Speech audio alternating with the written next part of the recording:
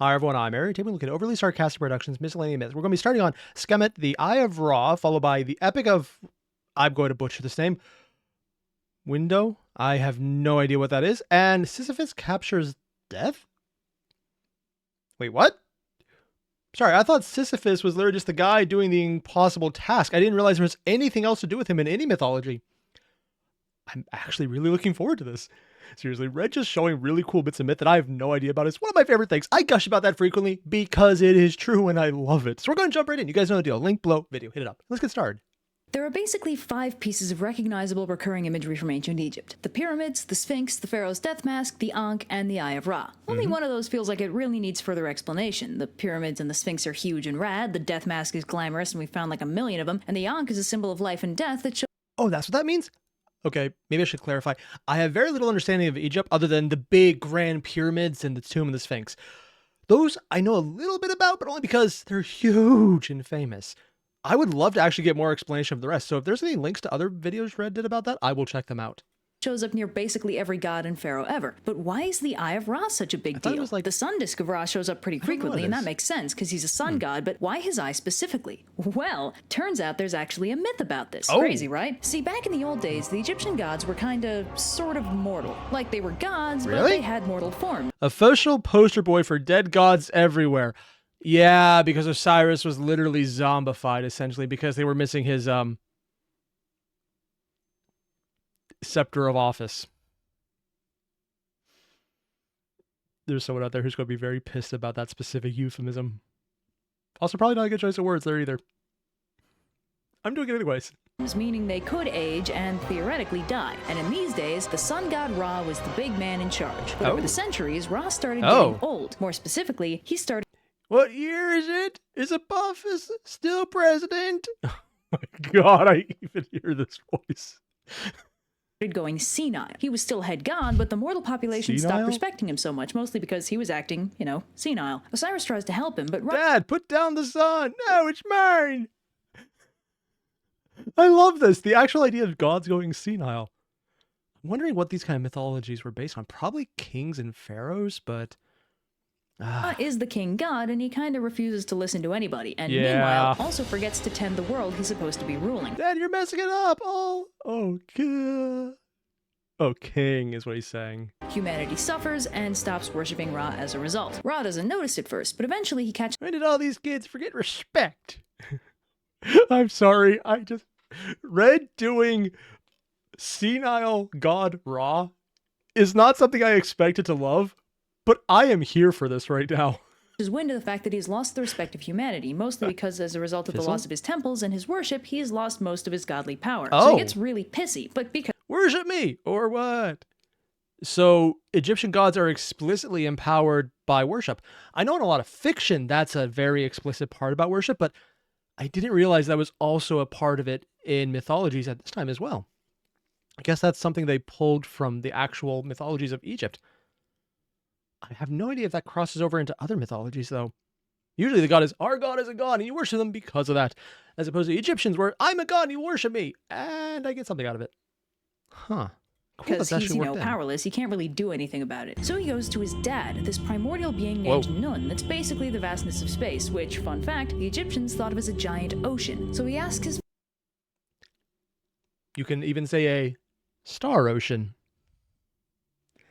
Yeah, that's an old reference. Technically, it's still going on, but no.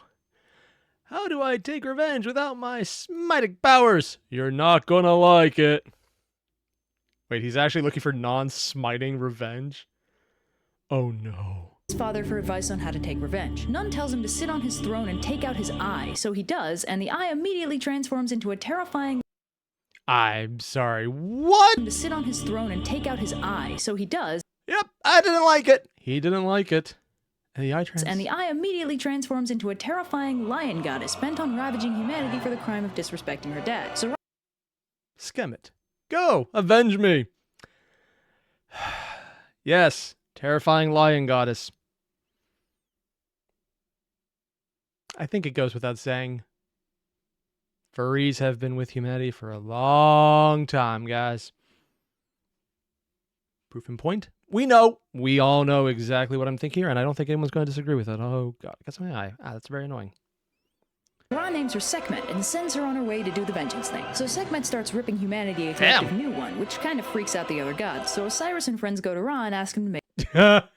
He's basically doing the Odin thing with the eye patch. Nice. Dad, we really need to talk about the new girl. Yeah. So he still got the pure gut. I can respect that.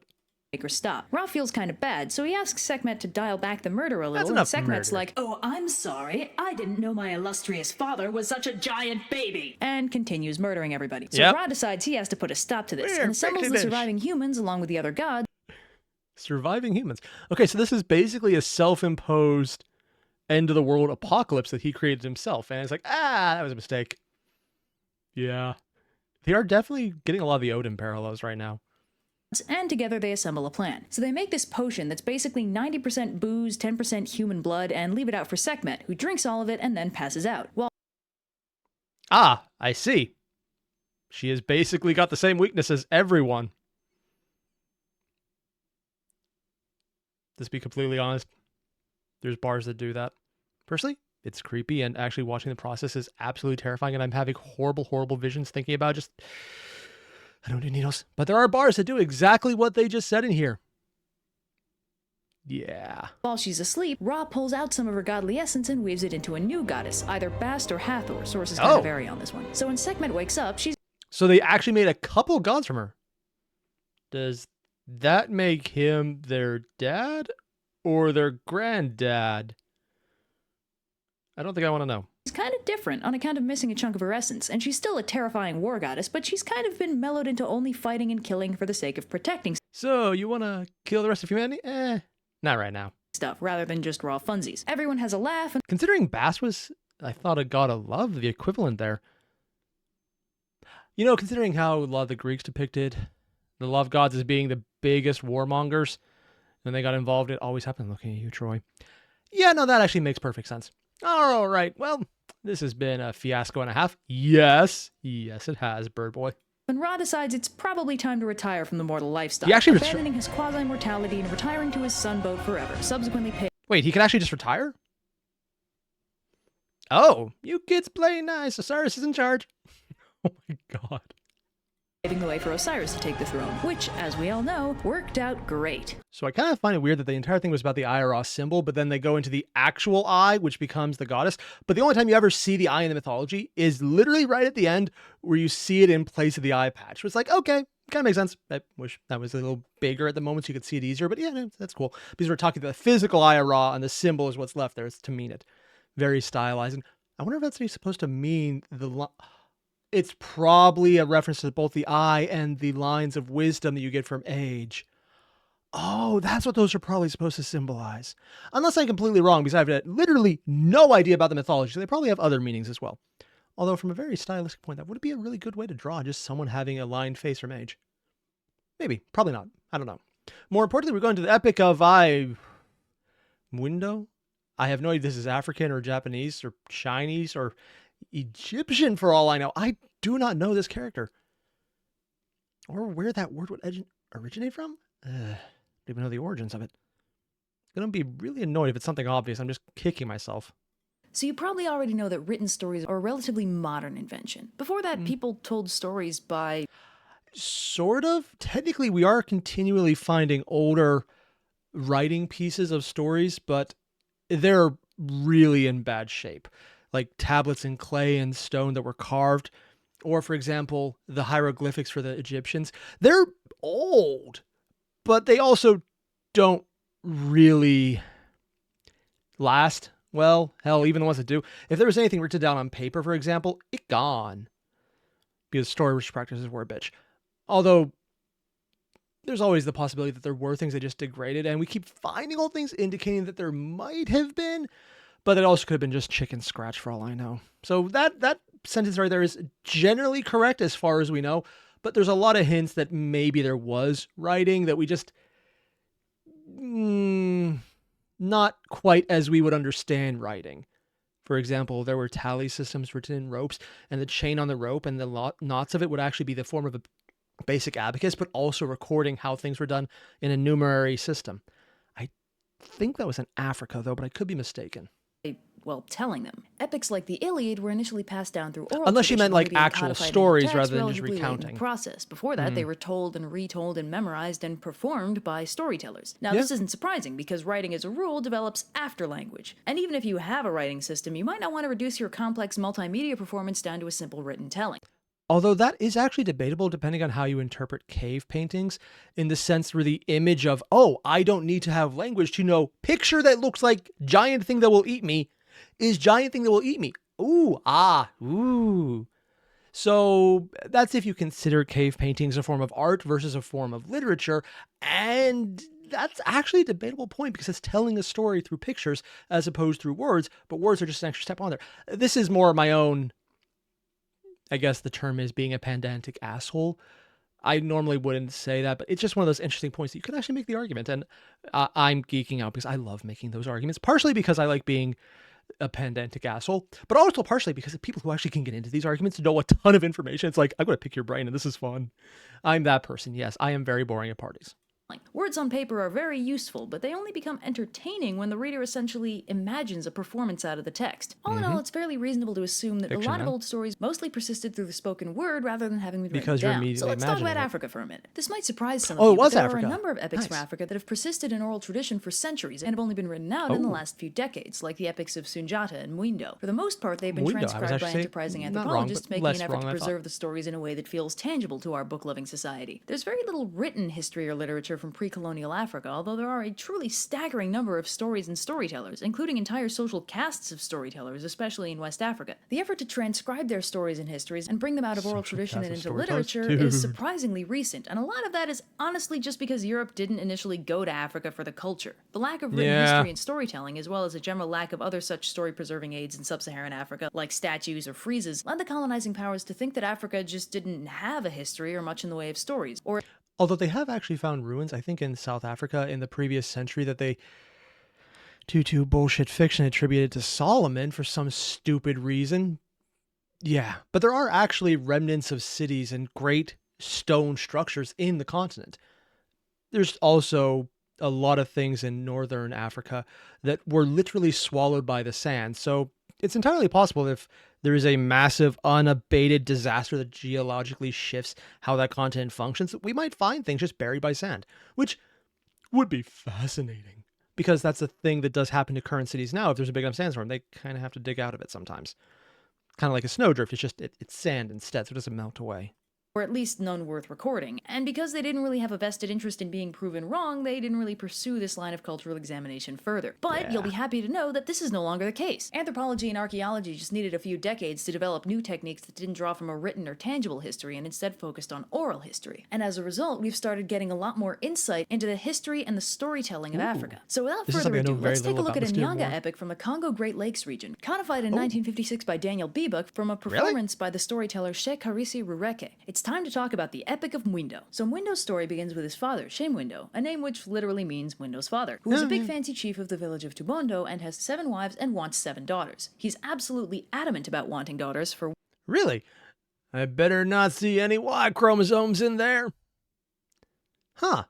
See, that's actually really fascinating just in the sense of how a culture will do something. Now, I'm not sure if is it him specifically who would only want daughters, or were daughters the more preferable sex as opposed to other places where it was just the guy?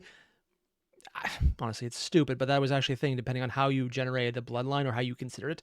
Admittedly, it's stupid in general, but it is very different. Or is this just a him thing and it stands out because of mentioning that? Red will probably get into it that way if it is. See, this is one of those things. What leads to decisions is fascinating to me. one reason only: bride wealth payments. See, if you have a son Okay, apparently that wasn't just Europeans that did that. Yeah. Although, wait, bride wealth payments. So they're paying... Oh, it's literally the opposite of a dowry, where the dowry is usually given by the bride's family into the male family, although sometimes it's the other way around.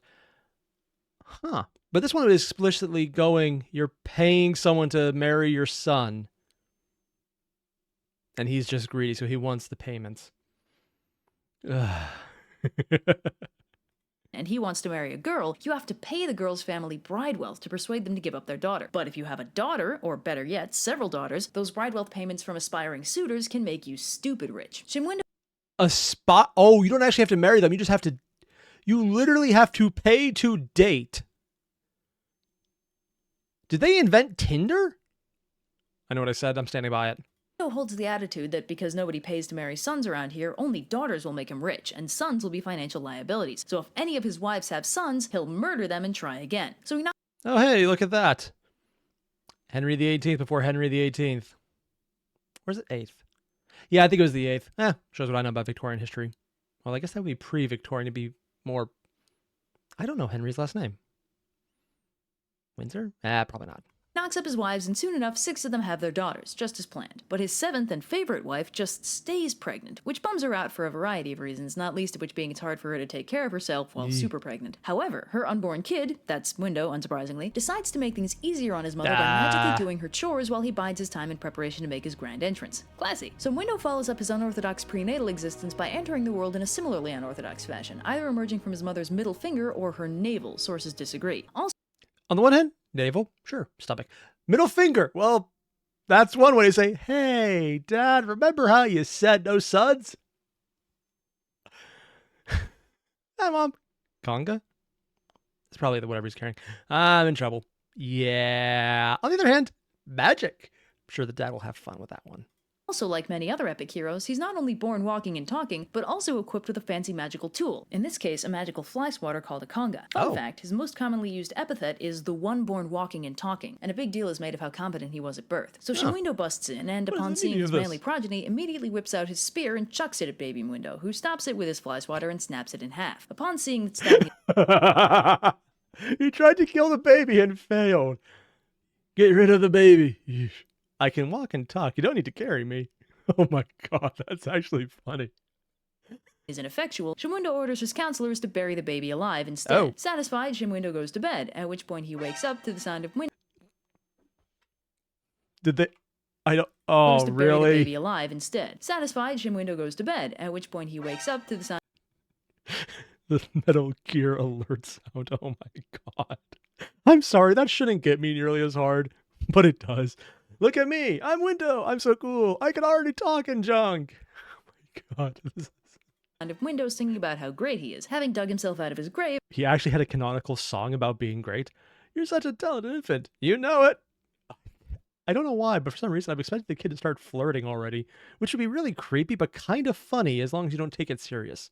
It's that line of, depending on how they play it, it could be really funny or really disturbing.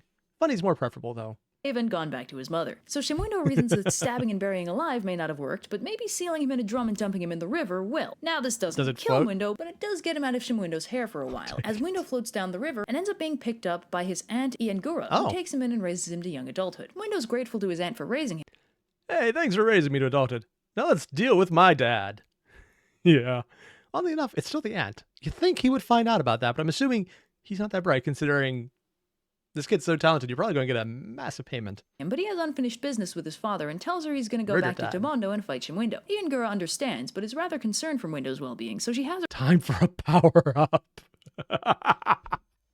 Her brothers-in-law forge Mwindo, which either means that they make him armor, or that they take him apart, forge his body like metal, and then put him back together. Now is honestly, I was expecting that they're forging him, so it's literally the equivalent of a training montage. That last part, though, of taking him apart and putting him back together, that's creepy. Really going full Osiris on that one.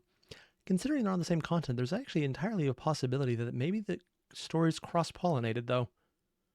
That would be fascinating, and I would love to find out more, but I don't know enough. Was an indestructible badass with a body like iron. The specifics vary from telling to telling. Iron? So Mwindo's raring to go, but his aunts and uncles warned him that Tibondo is... Wait, what did he say? I saw that part. I missed what's on the screen. specifics vary from telling to telling. So Mwindo's... Time to face my destiny. Raring to go, but his aunts and uncles... How about you don't fight an army single-handedly unless you have to? Yeah, you're not someone named Ku. That probably wouldn't work. Uncles warned him that Tibondo is huge and Mwindo has many men to fight for him, so he should let them come along and help him. So Mwindo and his entourage head towards Tibondo. Why do I feel like they're all going to die? So, we don't have any food, apparently. That would be a problem. Have you considered killing things?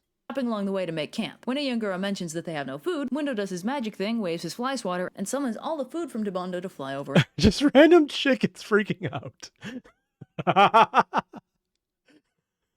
And just going, what? And then living chickens. Help him out. So before Mwindo goes to fight, his uncles insist that he lets them go first. This is a bad call, as they are horrendously outnumbered and all die. Mwindo is enraged by this and storms to Bondo himself, terrifying the men of the village with his indestructibility. Mwindo freaks out and runs away, just in time to avoid being toasty fried by the lightning Mwindo calls down with his fly swatter to kill everyone into Bondo. So Damn! Ooh, oh jeez. Yeah, I probably shouldn't have had the brothers-in-law go first. Mwindo is victorious with his father on the run, but Airier is sad to see everyone dead. So Mwindo goes around with his fly swatter and swats his uncles in the face to wake them up, which works, so that's cool. But Mwindo is everybody lives! Happy ending! Wow, he literally just cured death.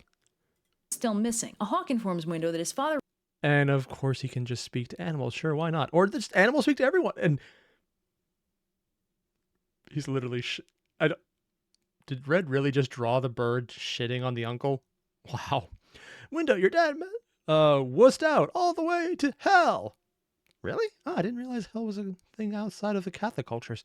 So this would have been pre there. Or was that something that was actually around in general thoughts?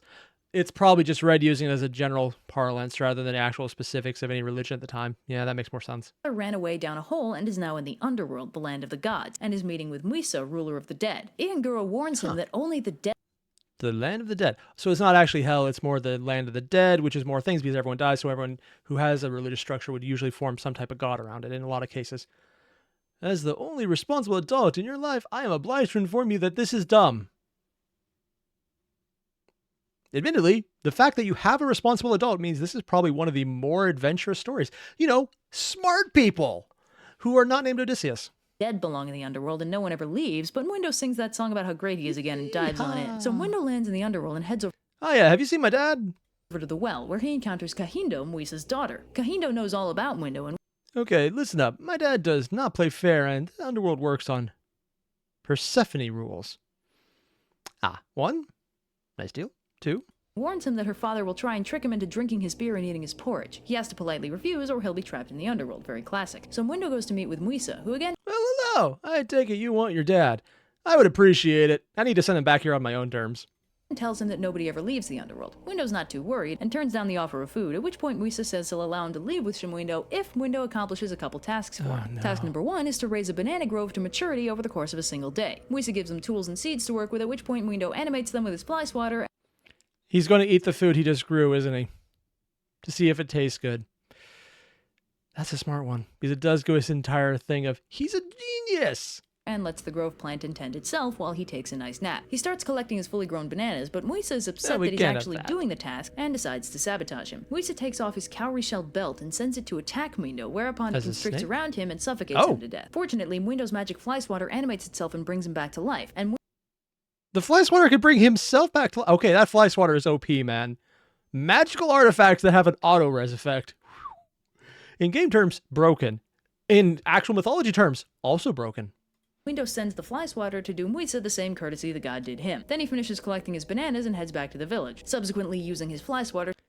He had to revive a death god? Wake up, sleepyhead! Bananas for breakfast! Oh my, I don't even... to resurrect Mwisa from the whole reciprocal murder thing, and hands over his bananas. So Mwisa gives him another task, to gather There's honey in the trunk. Bring it down.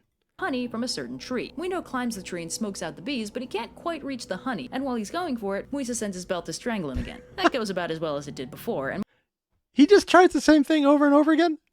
He's just... I love how the fact that he's just being murdered multiple times and coming back is not actually a problem at this point. It almost seems like the way to keep him in the other world without returning is going to be something stupid, like paying to have his daughter hook up with this one. If that's how it ends, I'm going to laugh.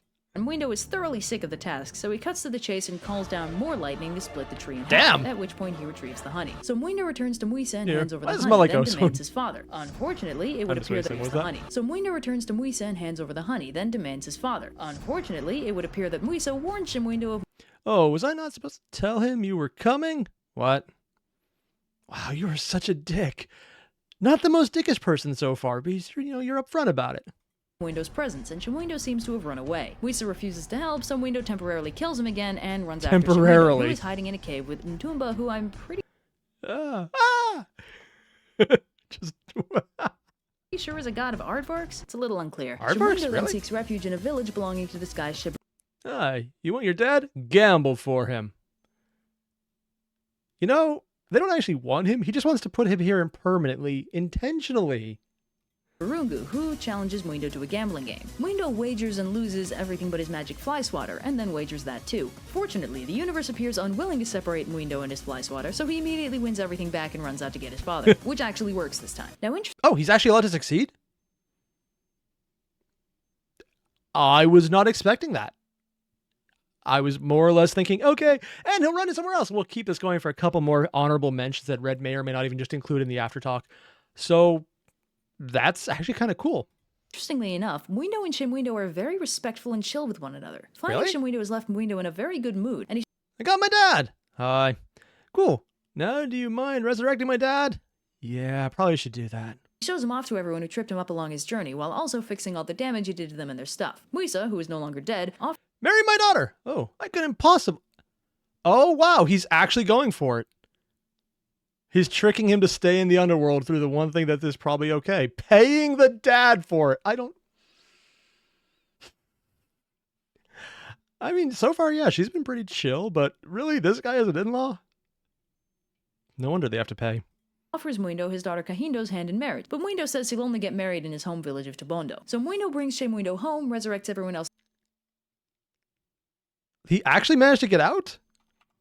Also, I want to see that image. Marriage, but Mwindo says he'll only get married in his home village of Tabondo. So Mwindo Look who it is! The aunt is still there. Hi, sis.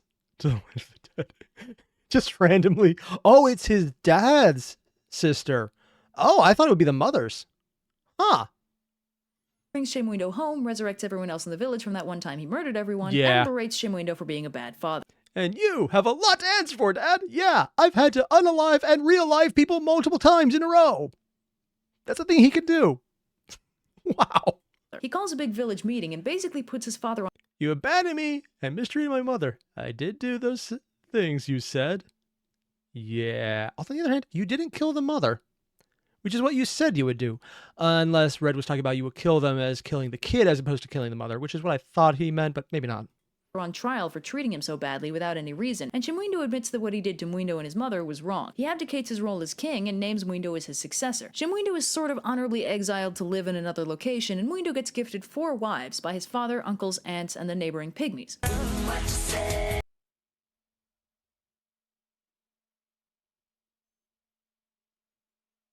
Ah.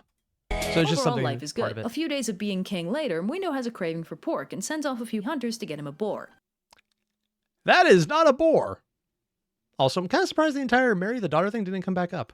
Unfortunately, they accidentally disturb the dragon Kirimu, who eats all the hunters but one. A Damn. man named Nkorongo, who runs back to Mwindo to warn him about the dragon. Yeah. Mwindo hasn't left for his exile yet, so he's Son, I don't know what to tell you how to you're up, but Kirimu is a dragon. I know, I'm so excited. Yeah, he kind of contradicted the entire land of the dead thing.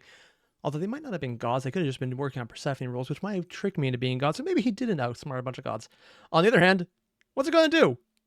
Unalive himself and realive himself again? Probably something about being in one piece is necessary, like Osiris, huh? there to warn Mwindo not to fight Kirimu because he's a famously dangerous monster who will bring devastation to their kingdom. Mwindo obviously doesn't care and tracks down Kirimu, takes him by surprise, and kills him with his fly swatter. Oh. Then has him carried back to the village so they can retrieve the 3 hunters from Kirimu. I was actually not expecting that to survive either, or succeed, or to not be fucked up and show hubris. I'm used to the Greek storytelling method, which is usually carried over into a lot of other similar storytelling methods because it's just a generally good trope as far as stories go. Whether that shows cross-pollination of ideas or just similar convergent development, I don't know, but dude, it's kind of cool to see someone kind of subverting it so early on. Kirimu's stomach. Unfortunately for everyone involved, the lightning god Nkuba, who's so far spent most of this story chucking lightning at stuff Mwindo wants lightning chucked at, is in fact blood brothers with Kirimu, and when he sees his dragon buddy dead, he's very distressed. Now, because Mwindo didn't know Kirimu was You shouldn't have done that. Yeah, try bringing it back. You don't want to kill the guy who's been helping you, like the brother of them. That seems like a bad idea. a friend of his, and Kuba is not as mad as he could have been, but he still tells Mwindo that he needs to learn to have a little chill sometimes, and carries him up into the sky so he can spend a year seeing things from a larger Oh boy, a learning experience! Also, yeah, the god is already more chill than every other mythological interpretation of every god. You killed my blood brother! I'm going to give you a learning experience and you'll probably revive him later. Not expecting that. perspective. The various sky gods tell Mwindo Mabura, Rain, big fan of your work. Look, same, but you gotta learn to chill. that, yeah, he may be cool, but his heroism and his power don't Wary, Moon, look man, you're cool and all, but there's always a bigger fish. Ooh, good point. Why is his hair on fire? larger perspective. The various sky gods Rain? tell Mwindo that, yeah, he may be cool, but his heroism and his I still don't get why the is happening. It's also kind of cool how they're all like, I respect you because you're being awesome. But dude, stop. He's actually listening. power don't mean anything in the face of something like, say, the sun. They're all Yeah. very upfront about how much Oh, they already... you had to just cut that down for a second. Yeah. And he's afraid that he was... Okay, that makes more sense. He had a little burning mark because the moon is a reflection of the sun, and the sun is going full on, fuck you. Kensi. Probably mispronouncing that, and he's just freaking out. But yeah, admittedly, smart move. they're all very upfront about how Kibuki? Really? Oh, Kibiki. Star. Oh, I love the multicolor aspect here. All right, man. The deal is you stop being so cavalier with the murder. Yeesh. Yeah. I mean, you can fix it, but you probably shouldn't get to the first point. You all right, champ? And he's just looking at him. Just wow. much they respect him, because otherwise he'd be super dead right now. But Yeah. they make him swear an oath to not kill anything ever again, or else Oh. Nkuba will pull him into the sky again, this time for good. Lesson learned, Mwindo returns to Hey guys, I'm back. Yay. And I've learned that murder is wrong. Yay. They're much bigger. Yay. Because he killed all of them at one point recently. That is a thing. Earth to rule wisely and justly for the rest of his days. The story, interestingly enough, wraps up with 4 explicit morals. Moral Oh. number 1, there's no such thing as a bad child, and no child deserves to be rejected by their family. That's actually a really nice story, and I wish more mythologies had that. I mean, the closest one I can think of, and there's probably more that I'm not aware of, is actually in the Judeo-Christian mythology with no human sacrifice. And that's as close as I can think of.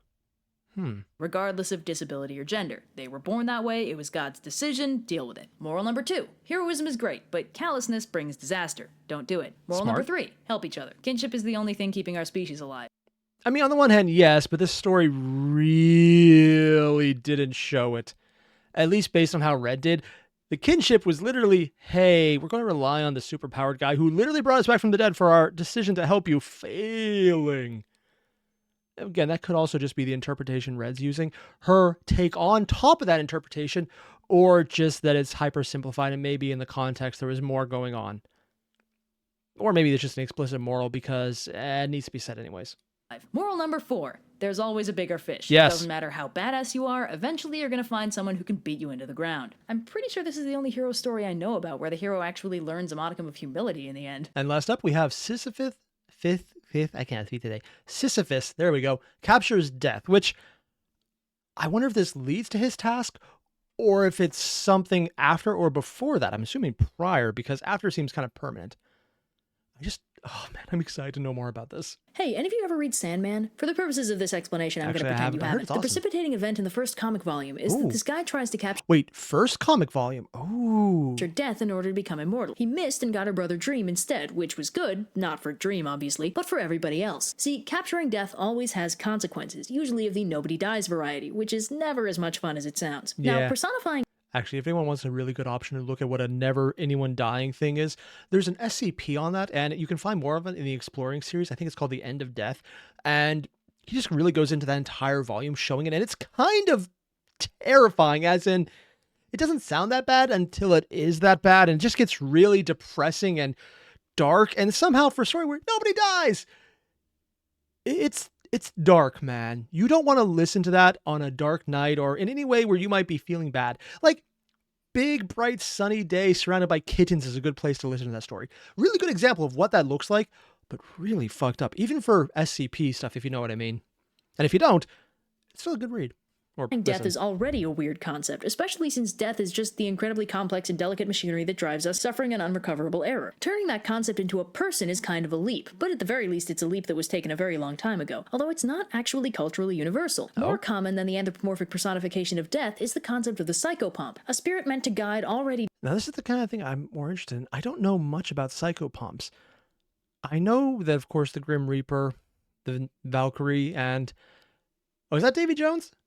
No, I don't think it is. That's not tentacles on my face. But I guess a Cartman? I don't know. I do know a lot of cultures have them, but I don't know many of them in general. This is something I wish Red would do a specific video on, or Blue for the more historical aspect. Honestly, I need to check out their diatribes where they work together on crazy shit that I just really want to know more about.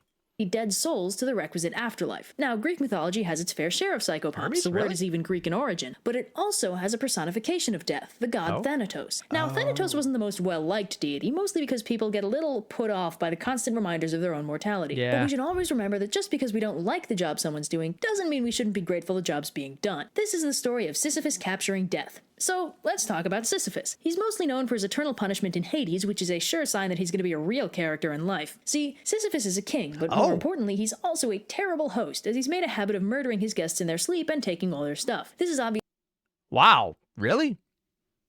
Considering how much the Greeks put on guest rights, to the point where it actually kind of matches up sometimes with Fae in literature, I'm surprised that, the story didn't start with, and everyone immediately killed him. All right, guys, Sisyphus is being a total ass. What are we going to do about it? Poseidon, Hades, Zeus. Also, I love how, these guys have these glowing ores, and so does Hades over here, but his is much more, you actually get to see the pupils of his eye, showing he's probably the most humane of all of them, where the rest just have the glowing sockets. Nice. Obviously a gross violation of the laws of hospitality, which were kind of a big deal in ancient Greece, and the gods And a lot of other collectively places. decide that something must be done about this. Hades suggests that they just kill him and Long shot, but how about we just kill him? Yeah, but then you have to deal with him. move on, points for efficiency, and the gods agree that that's probably the easiest solution. I'm actually a little surprised here. Usually the story is the easy solution is too easy, we don't do it. Nice. Hey man, I got a guy for you. So Hades calls up Thanatos and tells him to bring Sisyphus in, but he warns him that Sisyphus is really clever, and might think of a way to escape. So, just in case, Hades gives him a special set of chains to bind Sisyphus' spirit and ensure that he can't get away. So Thanatos zips on over to Sisyphus' castle and looms ominously until Sisyphus acknowledges his presence. Now the problem is, Sisyphus is clever, so when he sees the specter of death looming over him with handcuffs and a grumpy expression, he thinks fast and starts oohing and eyeing over the craftsmanship of the chains. What are those made of? Oh my god, he's literally...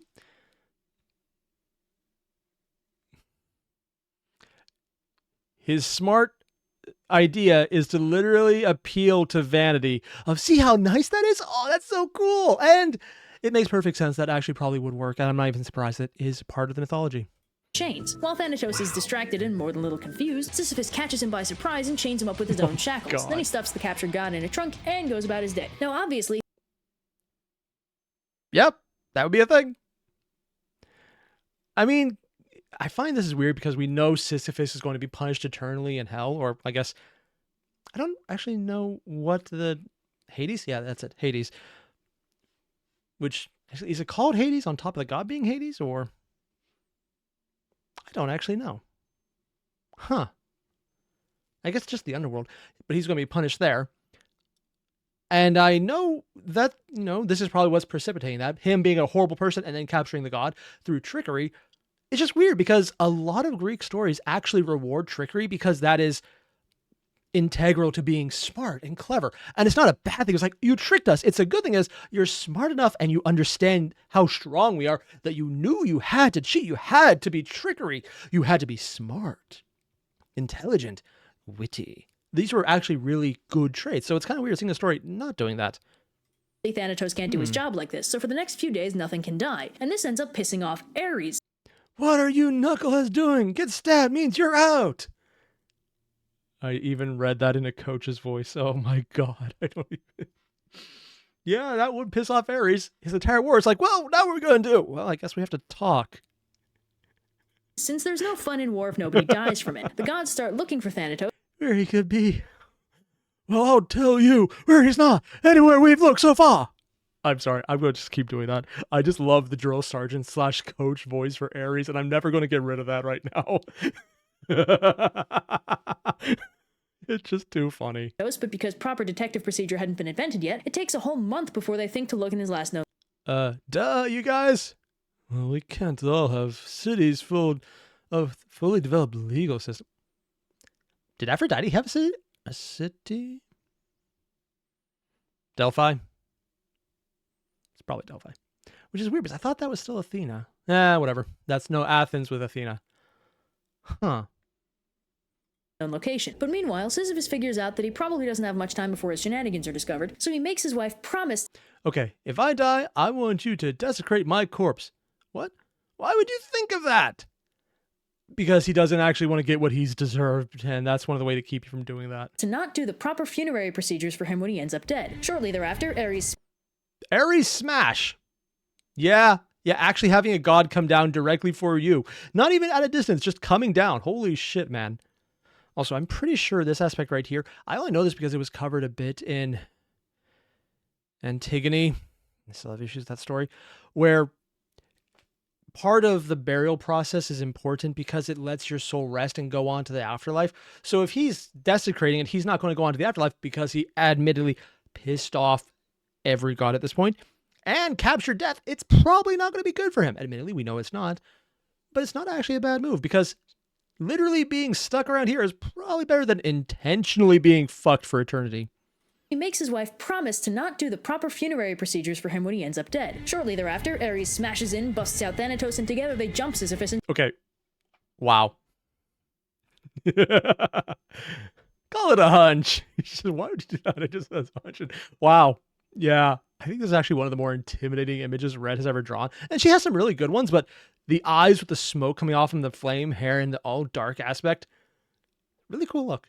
They jump Sisyphus and drag him down into Hades. But when they get there, Sisyphus is all, "Oh, Persephone, it's awful. My wife didn't even give me a funeral. She just tossed my body onto the street. Can you—" Oh, he's trying to be tricky rather than actually outsmarting them. Yeah. Oh, now that he's dead, they don't actually have pupils anymore. Good choice there. Huh. So he's trying to get back to being alive because he was treated badly, as opposed to just trying not to get taken down because of the procedures not being done.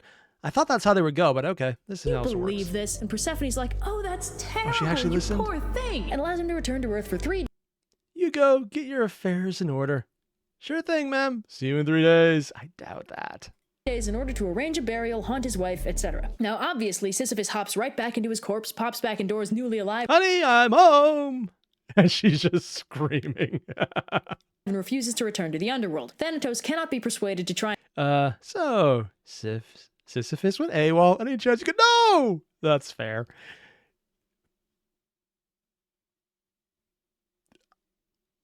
I hate that I'm going to say this because he's being such an ass, but I kind of like how Sisyphus actually managed to scare a god. It's a nice turnaround from the usual thing of God does something stupid, everyone else suffers, or God is insulted, everyone else suffers. This is God did their job, guy didn't like it, guy beats God. I mean, yeah, it makes sense how he's going to get fucked over, but it's kind of cool to see just the entire humanity, fuck yeah, aspect of it. And recollect him, so Sisyphus lives a long, lucrative life until he dies of old age many years later, whereupon he finds himself point blank on a pissed off. Yeah, I'd like to point out the person who's the most upset is Persephone because she was lied to, and Hades is just like, yeah, you got this coming. Persephone, a grumpy Thanatos, and a Hades approximately 110% done with his nonsense. Sisyphus is punished by being forced to roll an enormous boulder up a hill. Every time he reaches the top, the boulder falls down the hill again. Hence his punishment in death is to do something useless over and over again, in the same way that cheating death, an ultimately pointless endeavor, was his hobby in life. Fun times! Okay, normally I won't comment on Red singing at the end because it's just really good, but I know nothing about music. But this is really funny because she used Don't Fear the Reaper for her cover at the end of it with the freaking death story. Well played, Red. Well played. Also, really well done. I mean, they're usually all really good. I don't know anything about music, so I barely ever comment on other, ooh, this is good in this context, because when it comes to music itself, I know nothing. On the other hand, I didn't actually know how the story of Sisyphus came about, and some of the variations that Red did go into, how it's about spilling a secret instead. I'm like, what was the secret? I want to know more. I don't, but I can definitely look into this. I wonder if it ever gets to the point, probably decades from now, if Red is still here or if YouTube's still around or if the planet still is, that maybe they'll start doing the alternate takes of, hey, here's some of the other stories about them, because I want more of this. I want some of the comparative aspects. I want to find out how these are structured and people who are telling it differently. What might be the oldest, what might be the newest? How have they developed? It's fun to me. And I've gushed about this in basically every video Red and Blue and anyone on an Overly Sarcastic Productions has done, which admittedly I know is mostly Red and Blue, but I've been told there's actually a whole host of people beyond that who have been involved. I want more, which is good because there's more on the playlist. I'm going to check it out. Not right now because adulting, but more importantly, you guys know the deal. There's a link below to the original video. Hit it up. And yeah, I'll see you guys then. Adios.